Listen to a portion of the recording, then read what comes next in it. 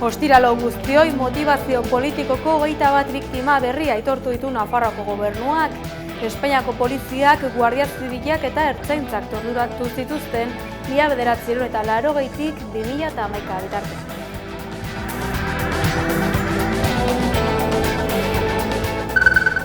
Greba eguna dute gaurkoa Iberdrolan, UGT eta Comisiones Obreras sindikatuek deituta konpainiak erosteko ahalmena bermatzeari uko egin diola, salatzeko mobilizatu dira langileak.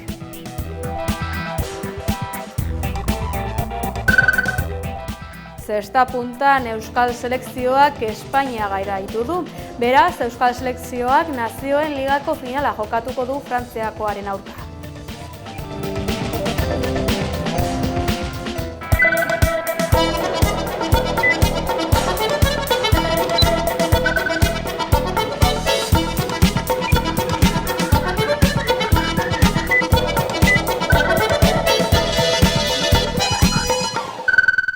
Presidenteen konferentzia egin dute gaur Bartzelonan, 28. edizioa izan da honakoa eta bertan izan dira Imanol Pradales Euskal Autonomia Erkidegoko lehendakaria eta Maria Txibite Nafarroako presidentea. Goizean Isabel Díaz Ayusok euskararen eta katalanaren erabilerari egindako mespretxuak giroan hasi du.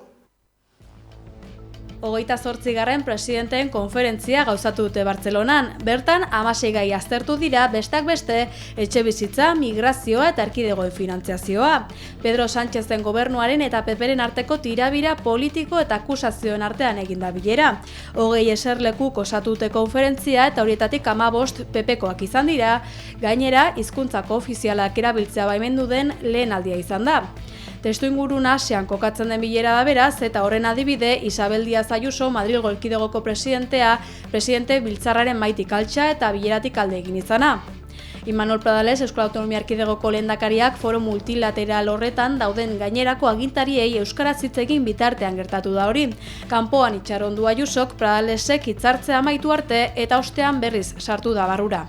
Imanol Pradales Euskal Autonomia Erkidegoko lehendakariak eta Salvador Hirugarrena Generalitateko presidenteak aldean hitzeko foro hau hasi baino pixka bat lehenago jakinarazi zuten euskaraz eta katalanez berba egingo zutela. Euskararekiko eta euskaldunekiko errespetu faltatzat jo du lehendakaritzak gertatutakoa. Gainera jakinarazi du beste hainbat presidentek itzulpena entzuteko aurikularrak erantzi dituztela. Konferentzian joratu diren gaiei begira Imanol Pradales Euskal Autonomia Erkidegoko lehendakariaz gain Maria Txibite Nafarroako presidentea izan da bileran eta berarekin izan da Begoña Alfaro etxebizitza, gazteria eta migrazio politiketako sailburua. Txibitek aurrez jakinarazi zuen batez ere etxebizitzaren gaiari heldu nahi ziola. Nafarroako gobernuak etxebizitzaren arloan herritarren etxebizitza eskuragarritasuna hobetzeko egiten ari diren politika publikoak aurkeztuz. Pradales lehendakariak aldiz Euskal Autonomia Erkidegoko trantsizio energetikoaren eta industriaren deskarbonizazioaren bidea libratzeko eta bultzatzeko proposamena egin du. Horretarako sare elektrikoan inbertitzeko salbuespen mekanismo bat planteatu du. Presidenteen konferentzia hitz egin dute baita euskal politikariek ere, esaterako Peio Otxandiano Bilduren Eusko Legebiltzarreko bozeramaila izan da goizean Radio Euskadin. Otxandianok adierazi duenez, presidenteen konferentzian tarte gutxi egonda eztabaidarako eta herri honen interesak defendatzeko. Alderdi Popularreko autonomia erkidegoetako lehendakariek oposizio egiteko baino ez du balio izanaren iritziz. Gasteizen udalaren errolda politika arrazistak salatu dituzten mobilizazio baten bitartez, erroldarik gabe izaterik ez plataformak egin du deialdia. Jendetza bildu da erroldarik gabe izaterik ez plataformak ostegun arratsaldean egindako manifestazioan. Horretan, Gasteizko udalak bizilagunei errolda emateko dituen legez kanpoko gehiegizko baldintzak salatu dituzte. Jakinarazi dute udalak 100 pertsonari oztopatu diola erroldatzeko eskubidea. Manifestazioan erroldatzea jabeen esku uzten duen politika bertan behera gera dadila eskatu dute, eta inolako baldintzarik gabe erroldatzeko eskubidea aldarrikatu dute. Erroldarik gabe izaterik ezeko kideek azaldu dutenez, udalak erroldatzeko dituen politikek bizilagunek beharrezkoak dituzten osasun tratamenduetarako sarbidea ukatzea eragin dute. Ohartarazi dute Aldezarreko auzokide batek ezin izan duela haurdunaldia bertan behera utzi errolda ukatu zaiolako. Gasteizko auzokideek bizi izandako beste kasu batzuen berri ere eman dute. Esaterako, adurtzako bizilagun batek behar baino urte gehiago itxaron behar izan dituela bere bere administrazio egoera erregularizatzeko, edo Zabalganako auzokide batek lan baimenik ez duela udalak errolda ukatu diolako. 2023an eman zioten hasiera kanpaina honi, errolda eskubide eta bete behar bat dela aldarrikatzeko. Izan ere, adierazi dutenez, zapalkuntza edo esplotazio egoeratan dauden pertsonak dira neurri hauek jasaten dituztenak, atzerritarrei buruzko lege kriminalaren ondorioz egoera administratibo irregularrean daudenak. Azpimarratu dute legearen arabera pertsona oro bizi den udalerrian erroldatuta egon behar duela, eta Gasteizko udala oinarrizko eskubide hori urratzen ari dela. Elhadi gune autogestionatua Iruñeko Arrotxape auzoan urtebete eman ondoren topagune sorkuntza eta erresistentzia gune bihurtu da. Proiektua hobeto ezagutzeko asmoz, Beñat Ziganda Elhadiko kidearekin elkartu da. Hamaika Telebista.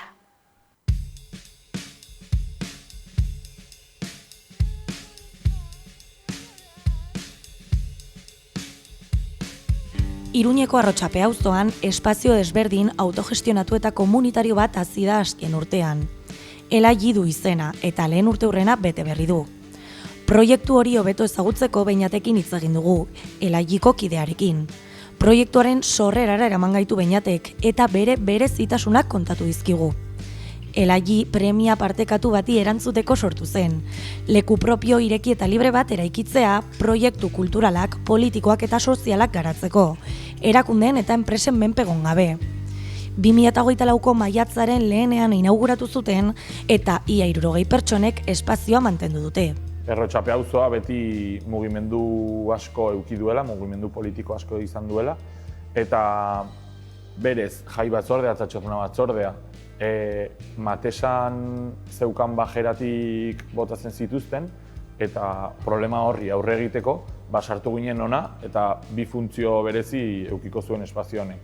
Espazio politiko bat eta auzoa elkartzeko eta auzo dinamikak sortzeko espazioa, eta baita txotna batzorde eta jai batzordearen biltegia izateko sartu ginen. Orduan, behar hori zegoenez, adostu genuen espazio handiago batera sartzea eta bi funtzio horiek kudeatzea edo aurre egitea bi funtzio horiek. Izenak duen simbolismo berezia nabarmendu du Beñatek. Proiektu honek baditu lau hildo, lau marra edo ideologikoki. Bat da klase zapalkuntza, gero genero eta arraza zapalkuntza, eta gero euskararen sustapena baita. Orduan, ikusten genuen oso interesgarria Elhadi izena jartzea, zeren hemen ondoan 2016 urtean Polizia Nazionala impunitate osoz Elhadi indiaie geldiarazi zuen, identifikatu zuten, bera esan zuen ez zuela identifikatu nahi, eta azkenean lurrera bota zuten eta Estatu Batuetan George Floyd kasu ospetsu bat bezalako bat izan zen.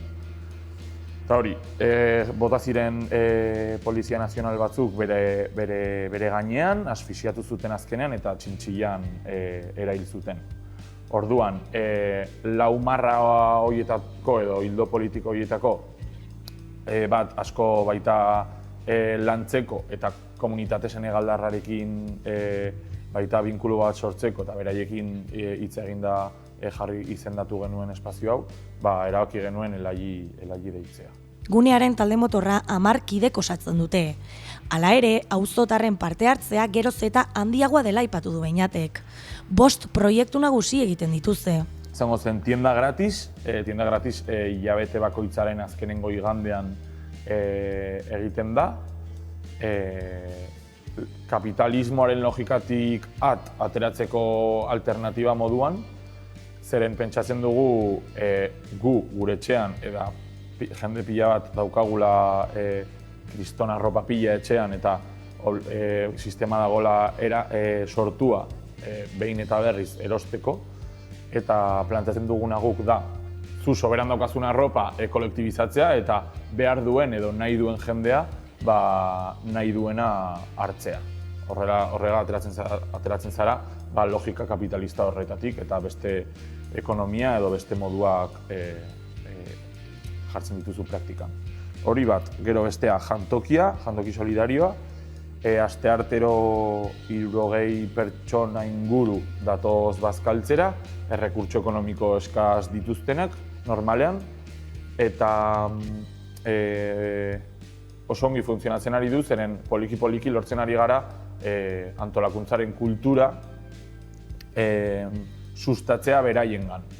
Egia da badaudela batzuk, ez dutela ez da bere platerra garbitzen, baino beste batzuk bai interesa hartzen ari dutela elai espazio eta proiektuan, eta poliki binkulo hori sortzea oso estrategikoa iruditzen zaigu, oso humanoa eta beharrezkoa, eta baita orain gertatzen ari den edo bultzatzen ari duten mezu arrazistak eta fasistei aurre egiteko, komunitatea sendotu eta beraiekin elkarlana sendotu.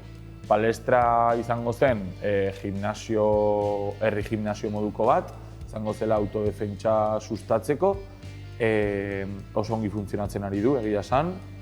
Etortzen ari dira 30 pertsona inguru, hau ia publiko egin gabe, eta datoz presentzia femeninoa nahiko nabarmena da, ez da gehiengoa, egia da, mutilak daude gehiago, baina hori positiboa ikusten dugu, eta bai etorkizun batean espazio bat sortzea palestra ex-misto bat edo astean behin edo astean bitan planteatzea, hori igual agian landuko dugu, eta migranteak baita datoz. Orduan sortzen da espazio oso eroso bat, eta kultura ezberdineko jendea dago, genero ezberdineko jendea dago, eta hori sendotzen du kirola egiten, eta baita oraingo testuingurua fascismoa gora aipatzen ari dela pila bat komunikabide ezberdinetatik, eta baita autodefentsa baita beharko dugula etorkizun batean. Eta azkena, azken biak, klaseak, euskara klasea eta gaztelera klasea. Proiektu hau bultzatu genuen, euskara klaseak dohainik eta auzoarentzat funtzionatzen ari duten nahiko ongi, bai egia esan hasieran pertsona gehiago etortzen ari zirela, orain pixka bat gutxiago, baina hurrengo kurtsoari begira jarraituko dugu proiektu honekin. Izango zirela astean bitan euskarazko benetazko irakasleak datozona lan militante bezala auzokidei euskara klaseak ematera. Eta gaztelera klaseak planteatu genituen migranteentzat, zeren ulertzen dugu egungo Iruña herrian ez baldin badakizu ez da gaztelera, lan esparruan edo etxebizitza esparruan edo bizitzaren edo izen esparrutan ninguneatu edo baldintzatu aldizute eta eraso edo oso gaizki zaindu edo ez dakit, horretarako gaztelera klaseak baita planteatu genituen. Eta azkenik bizikleta tailerra, hori, etorri izan da pertsona bat kurtso bat ematera, kurtso bat edo proiektua aurrera ematera, bizikleta konpontzeko helburuarekin, bakoitza bere bizikleta eta ez joateko beti ekonomikoki gastu egitera bizikleta konpontzeko edo bakoitzak berea zaintzeko eta alternatiba hori emateko. Elaik auzoarekin izan duen harremana funtseskoa izan da. Sareak ehuntzea, ahotsak batzea eta ateak irekitzea bilatu duguneak. Gu planteatzen duguna da,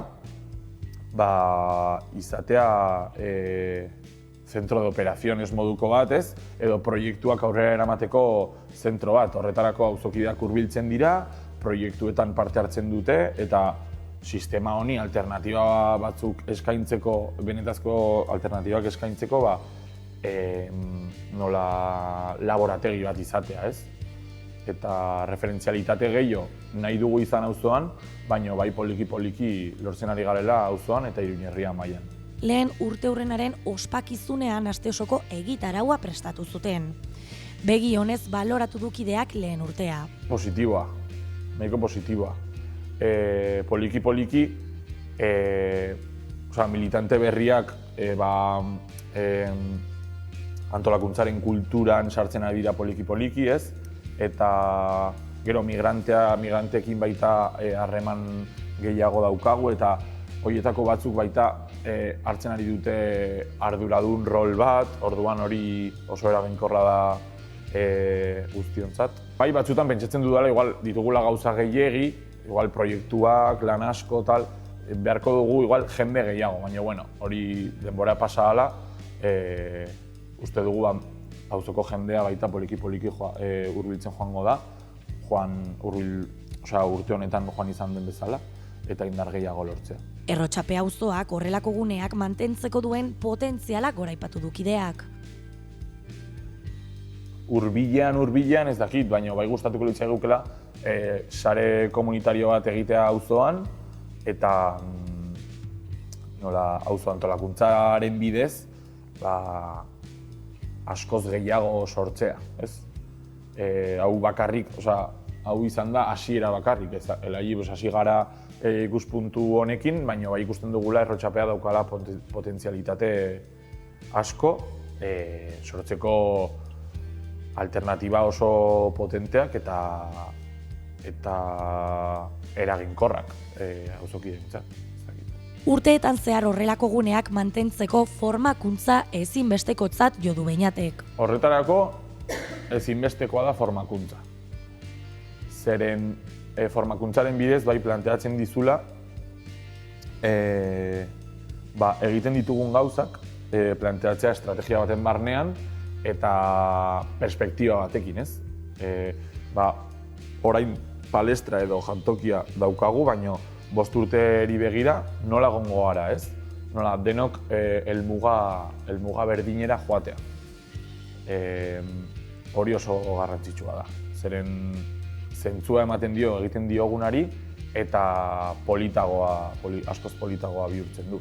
Euskal Herria mailan gune autogestionatuek duten garrantzia azpimarratu du. Sistema kapitalistak bere, aparte krisialdiak, ziklikoak direla, auzo eta herrietan baldintzatu behar dira mekanismoak herri estrukturak egiteko, herri egiturak egiteko, sistema honetatik sistema hau suntsitzeko eta alternatiba realak sortzeko.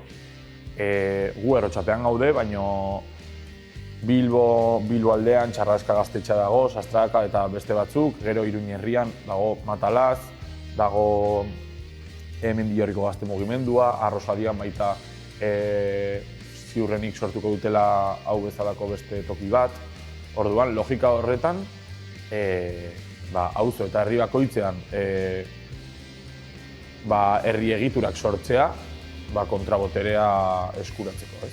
Beraz, kideek argi utzi dute, autogestioaren, antolaketaren eta elkarren laguntzaren aldeko apustua egiten jarraituko dute.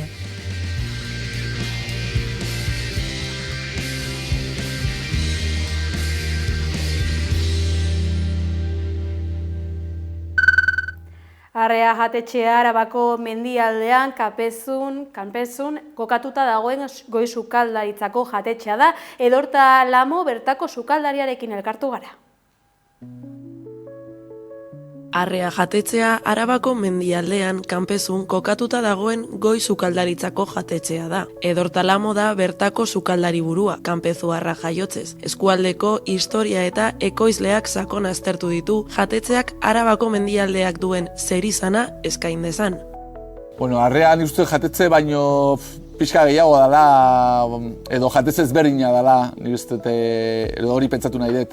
Azkenean Arrea bai izaten da hemen mendialdeko eta kanpezuko ohituren zaharren eta kulturaren eszenifikazio gastronomikoa. Ni beti kanpezukoa izan da sentitu naiz, eta nire familia hemen bat zamande egun urte. Hori leheno esaten zana sentido komun, pixkat hori erabiltzen degula. Azkenean hemen izan dakoa nik, hemen egon da proiektua, nik uste hemengo gauztekin lanik behar dugula, eta ez bakarrik hori baizik, eta azkenean Arrea bai bihurtzen da aldarrikapen baten azkenean hemengo edo mendialdeko pixkate argia erakusteko. Orduan, nik uste bai Euskal Herri orokorrean, kulturalan beti Arabako mendialdea izan dela beti ez ezagunena, eta gastronomikoan baita ere. Orduan, gure lan azkenean izaten da erakustea beste alde hori, eskola gastronomikaren beste alde hori, bai ez bakarrik gure produktuekin, baizik eta gure ohiturekin, gure mendiaren erlazioarekin. Jatetxearen bereizgarri nagusia bertako produktu freskoen erabilera da. Arabako mendialdeko identitatea, kultura eta ohituretan oinarritutako gastronomia eskaintzen du. Mendia, ibaia eta lurra goraipatuz. Hemengo ez baztea gehienak ez dira azkenean produktu oso ohiak, ez da, azkenean jendetzako. Azkenean hemen mendiak azkenean izan da hemengo gizartera, hemengo herriari eman dion produktuen despentsa. Azkenean mendiko produktuak guretzako ohiak dienak, bai haragi araberan, eiza gehien ez da, batez be basurdea, usoa, adibidez oso garrantzitsua izan da gure historian, eta gero mendiaren belarrekiko azkenean ohiturpi daude, azkenean belarpi jasotzen dira mendikan, jasotzen zien eta jasotzen hasi berriro, errekarekin bai oso lotura estua dakagu, bai bere amurreinekin, karramarroekin, neguan bakagu mengo trufa edo mengo boiurra bai, eta mengo baratza nahiko potente izaten da bai, hemen azkenean egarreken alboetan taulan beti errekaren kultura pi bat egon da. Inoiz ez nuke aukeratuko hemengo ez den produktu bat, etzaten euskaldetzea global zirtu batean, ez nuke inoiz adibidez, hemengo ez den itxasoko adibidez batea aukeratuko lan oso urrun dena edo garaien ez dena, baina bai egia da azkenean adibidez oin udana somatzen denean, bai adibidez udaberrian hobeto esan da, bai kortan edo kuadran egiten dugula merkatuko menu bat eta bai oin adibidez antzuekin egiten dugulan. Lixarreko arrendegi batetik hazi ditugu, eta bain uda etortzen denean bai adibidez egaluzaekin bai egiten dugu lan. Hoi izaten da azkenean bi gauza azkenean nik uste dut Gipuzkoan izan da ezin ditudanak ez ikusi, ez da, edo bestaldera ikusi. Baina bestalde ez dugu ez fruitsurik, ez haragirik, ez arrainirik lantzen hemengoak ez dienak. Nik uste jendea etortzen dena larreara hemengo gauzak frogatzea. Azkenean gu bi menu itxiekin egiten dugu lan, eta oso gastronomi desberdina dakagu, besterekiko, edo hirien mugitzen den gastronomiarekin konparatuta. Orduan, hemengo produktu ohiak lehen esan duguna. Zekenen nik uste kanpoko jendei gehienak produktu esotikoa esaten dira. Nik uste azkenean arrea bai defendatzen duen hori, azkenean hemen beti ahaztuta edo ez ezagun izan den ohitura baten erreflejua dela, azkenean euskal kulturan hemengo alde hau, Arabako mendialdea nahiko ahaztuta egon da, eta euskal gastronomian beti ikusi dugu azkenean Gipuzkoako gastronomia batez be, Bizkaiko pizka bat, baina hemen Arabako eta bereziki mendialdeko gastronomia ez dugu inoiz ikusi. Orduan nik uste edo pentsatu nahi dut, edo gure helburua izan daitekela bai azkenean hemengo gastronomia hori pixkate erakustea edo edatzea, ezta. Arreak hainbat sari eta errekonozimendu jaso ditu ibilbide motz honetan. Hoien artean Michelin izarra, Michelin izar berdea eta Repsol gidak emandako bi eguzki. Hala ere edortak bihotzez eta ilusio handiz jasotako sariak herriak berak emandakoak izan dira. Bai egia dara azkenean, errekonozimendu holan pixkate famatuagoak, adibidez Michelin izarrak edo jasotzea oso importanteak izan dira, oso garrantzituak azkenean gure proiektua azkenean martxan jartzeko eta irauntzeko, baina azkenean bihotzera iristen dian zari gehienak herrikoak izaten dira.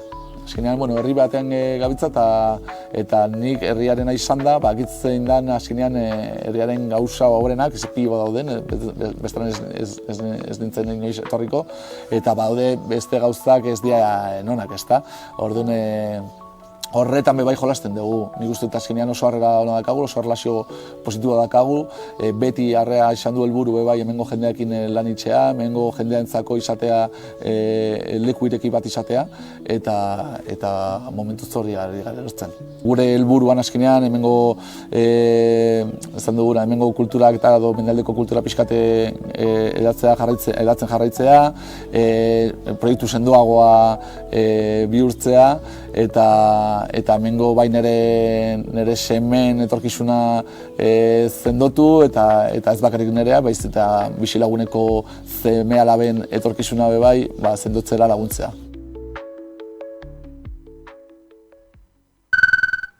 Hauexek izan dira gaurko albisteak, bihar Bilboko mobilizazio nazionalean ikusiko dugu elkar.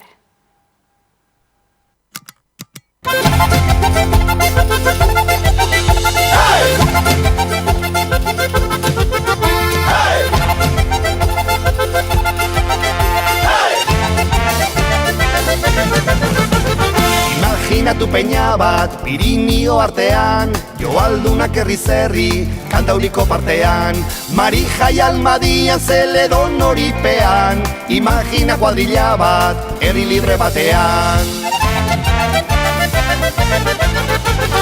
Imagina konpartxa bat, Aralako parkean, Mielo, Txin eta Mari, Kontxan izarapean, piratak libertimenduz kantari gizartean, imaginatu sorginak, herri libre batean. Eo, gero izango da gero, dionak bego dio. Eo, gero izango da gero, dionak bego dio. Herri galdeketa, alduketa, bai, San Fermin eguna, txupinaztu eguna, bai, erabakirik egura hundik badaki, bai, eskubidez bide atera bidera, bai, herri galdeketa, alduketa, bai, San Fermin eguna, txupinaztu eguna, bai, erabakirik egura hundik badaki, bai, eskubidez bide atera bidera, bai.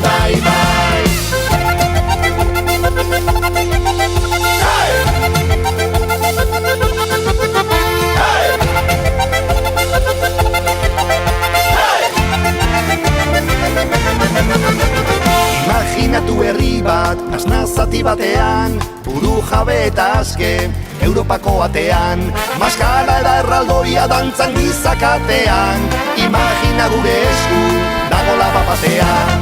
Eo, gero izango da gero, dionak bego dio. Eo, gero izango da gero, dionak bego dio. Herri galdeketa, alduketa, bai, San Fermin eguna, txupinaztu eguna, bai, erabakirik egura hundik badaki, bai, eskubidez bide atera bidera, bai.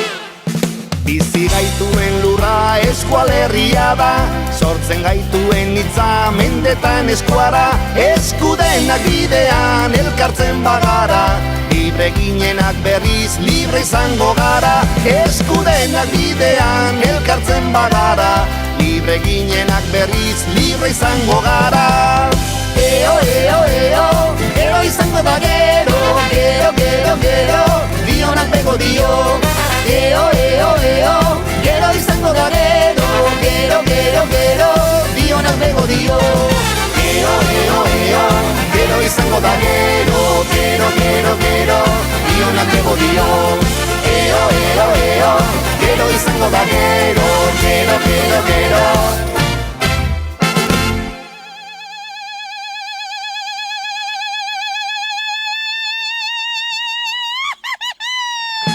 Bizi gaituen lurra eskualerria da, sortzen gaituen hitza mendetan eskuara, eskudenak bidean elkartzen bagara, libre ginenak berriz libre izango gara, eskudenak bidean